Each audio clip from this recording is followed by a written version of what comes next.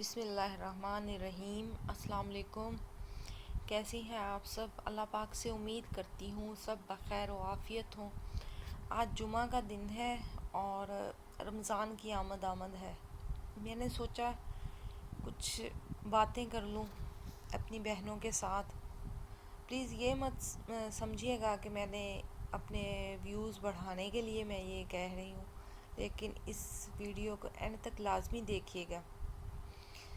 ویسے تو ہمارے علماء دین بہت کچھ بتاتے ہیں اور میری زبان میں ان جیسی تاثیر بھی نہیں ہے، لیکن پھر میں بے چین ہو گئی۔ میں نے کہا کہ کچھ میں بات کروں۔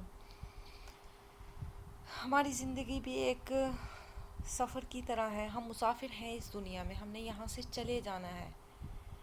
یہ سفر کی ویڈیو ہے، بس اسی طرح ہمارا سفر ہے۔ اچھا برا جو ہم کریں گے وہ ہم آخرت میں پالیں گے۔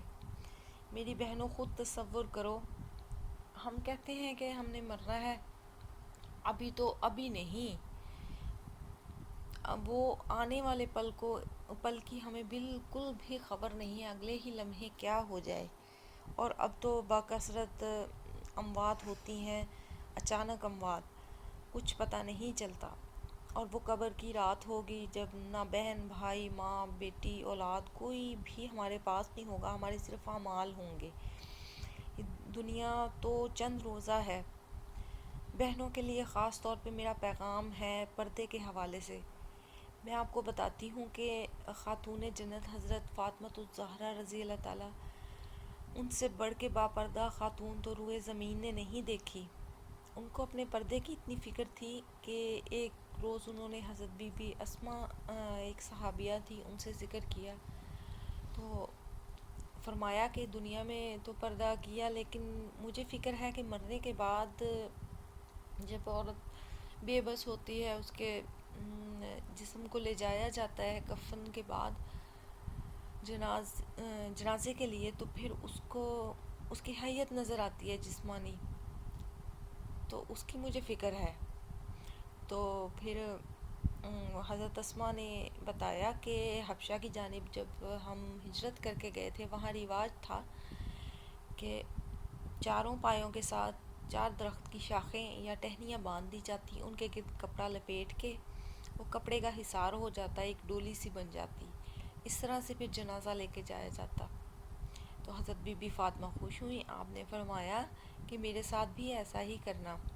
پھر آپ کی وفات ہوئی تو خاتون جنت کو اسی طرح سے لے جایا گیا۔ یہ عالم ہے ہمارے خاتون جنت بنت محمد صلی اللہ علیہ وسلم کا، جو ہمارے لیے ایک ماڈل ہے۔ ہماری پوری زندگی کے انہی کے جو ایک انہوں نے زندگی گزاری ہے اس کے مطابق ہونی چاہیے، نہ کہ جو ہم فلموں میں ایکٹریس دیکھتے ہیں، ڈراموں میں دیکھتے ہیں، جنہوں نے اب وہ غار کے دور کی طرف واپس جا چکے ہیں جب انسان سویلائزڈ نہیں تھا۔ وہی چیتھڑے 1-2 لٹکائے ہوتے ہیں بد حیت سے فیشن کے نام پہ، وہ ہماری رول ماڈلز نہیں ہیں۔ ہم مسلمان ہیں، مسلمان بہنوں کے لیے ہی میرا پیغام ہے۔ خدا را اس بات کو سمجھیے، بازاروں میں کھچا کھچ خواتین بھری ہوئی ہیں، لڑکیاں، خواتین بہت کم تعداد ہے جو کہ پورا پردہ کرتی ہیں۔ چہرے سے ہی فتنے کا آغاز ہوتا ہے۔ چہرہ تو ایک جانب، پورے جسم پہ ایسا لباس ہوتا ہے، ایسا بے پردگی کا عالم ہے کہ ہوس زدہ نظریں انہیں دیکھ رہی ہوتی ہیں، انہیں پھر بھی احساس نہیں ہوتا۔ ایک تو اپنا برہنہ پن دوسروں کو دکھانا، اور پھر وہ معاشرے میں بھی اس سے بگاڑ پیدا ہوتا ہے، خود کو بھی گناہ ہوتا ہے، لیکن ان کو احساس ہی نہیں ہوتا۔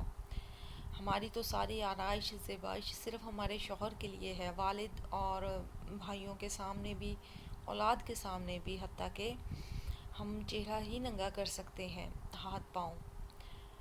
لیکن اللہ تعالیٰ ہمیں معاف کرے کہ ہم کس طرف جا رہے ہیں۔ تباہی و بربادی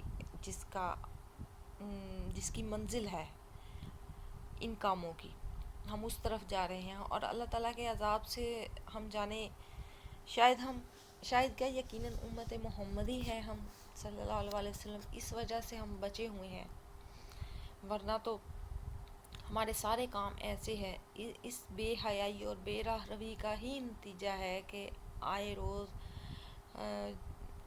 2-3 سال اتنی چھوٹی بچیاں، ان کے ساتھ اس طرح سے درندگی کا مظاہرہ کیا جاتا ہے۔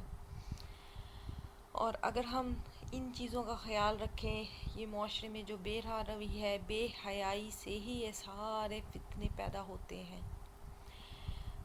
فلمیں، ڈرامے ہمیں جب ہم ماں بن جاتی ہیں، پہلے بھی نہیں دیکھنے چاہیے، لیکن ماں بننے کے بعد ہمیں خاص طور پہ خیال رکھنا چاہیے۔ اگر ایک ماں فلم یا ڈرامہ دیکھے گی انہماک سے، تو بچے بھی وہی دیکھیں گے۔ اور پھر آپ مجھے یہ بتائیں کہ کیا وہ فلمیں جب ڈش کا کلچر تھا، اس دور میں بھی اس قابل نہیں تھی کہ وہ دیکھی جائیں؟ یہ نہیں کہ انٹرٹینمنٹ کے نام پہ ہم اپنے اسلامی تشخص کو، حدود و قیود کو بھول جائیں۔ وہ ایسے بد مذہب تو کیا، ان کا کوئی مذہب ہی ایسا نہیں خود ساختہ، ایسے لوگوں نے بنائی ہے، اور جس میں ایسا کلچر دکھایا جاتا ہے جو کہ اسلامی نہیں ہے۔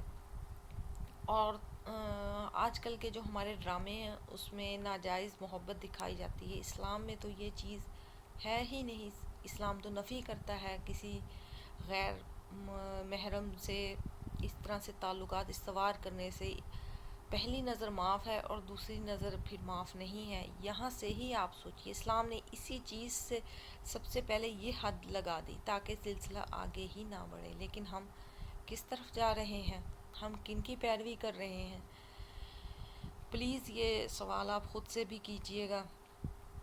میری باتوں کو دقیانوسی مت سمجھیے گا، یہ دقیانوسی نہیں ہے، یہ تو قیامت تک کے لیے ہمارے لیے رولز ہیں۔ پھر ملوں گی